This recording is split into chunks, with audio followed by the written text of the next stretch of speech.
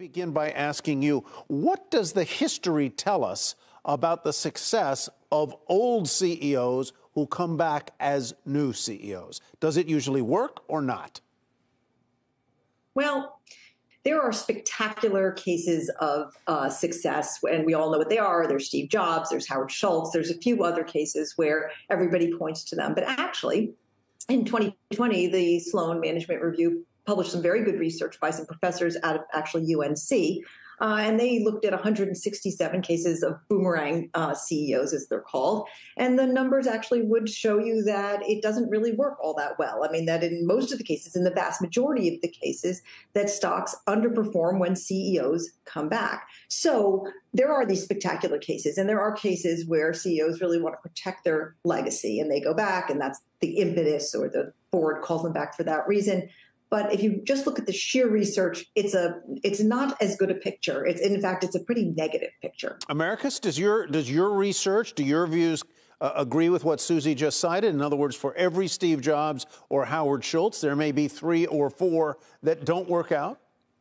I think that's correct, Tyler, because what we see is we see a self-selection sort of approach that where we spend a lot of time focusing on the success cases, and we don't really hear a lot about those failures that Susie's talking about. I would also say that what we're seeing is very much this idea of a new sort of world where generational cohorts are demanding that CEOs sort of build their own brands and come out and talk about purpose and what they stand for. So a big part of this process, Tyler, is really having these CEOs step back in to these roles because they have a brand, a strong brand, to be able to give investor confidence and to be able to really help push that comeback story. Whether or not that comeback story is going to be successful will depend on a lot of different factors, like Susie is saying. And Susie, it's interesting in the case of WWE to look at the stock pop, which is because Vince McMahon also signaled, look, I want to be a decision maker at a time of what could be a lot of flux for media and streaming. I mean, there's reports about even our parent company being involved for this asset or other rivals. And the entire space feels wide open right now for a potential wave of M&A. So I don't know if that's a different situation where he feels as though he is uniquely the person to steer that, that epoch. Well, this is the founder syndrome, right? And I do think that he feels uniquely that way. I think Howard Schultz felt uniquely that way, that their legacy is all wrapped up in this. They created it. They have the DNA of the company in their bones, and they are the only ones who can answer all the questions that need to be answered. It does kind of beg the question about whether or not these companies are bigger than their CEOs. I mean, if you buy into this, that only this person can come back and save us at this critical time, the way Steve Jobs did, right? Maybe Steve Jobs was the only person who could do what he did, and maybe Vince is the only person who can do what is needed right now. But I mean, I think I remember there was a period where people were asking whether or not Jack, my late husband, would go back to GE.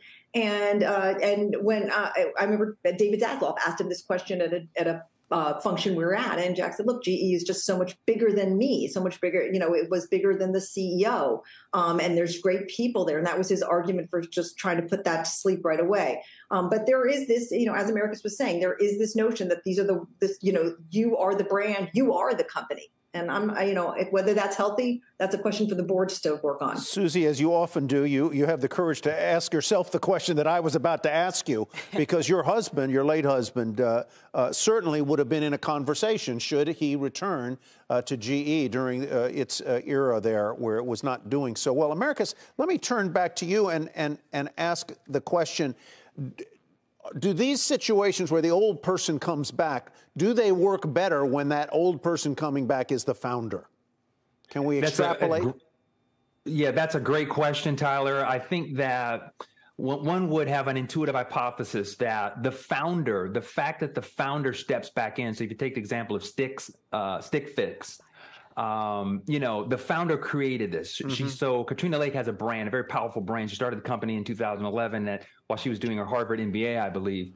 And so she has, as what Susie's saying, the kind of understanding of how this thing started and has that understanding of the deep DNA that's potentially important with respect to bringing back success when things begin to plateau. So, even though it's a bit of a difficult stance here, because Katrina's stepping into the notion of having to immediately cut 20% of the jobs and maybe shut down a distribution center in Salt Lake City, she's the one to do that because it is her company. And so she can do make these kinds of difficult decisions. Great point. Because she is an authentic founder. And so stepping in, and even though her tenure will only be 6 months is my understanding, it's a way to kind of reassure that this authentic individual who is the founder will always want to do what's in the best interest of the company.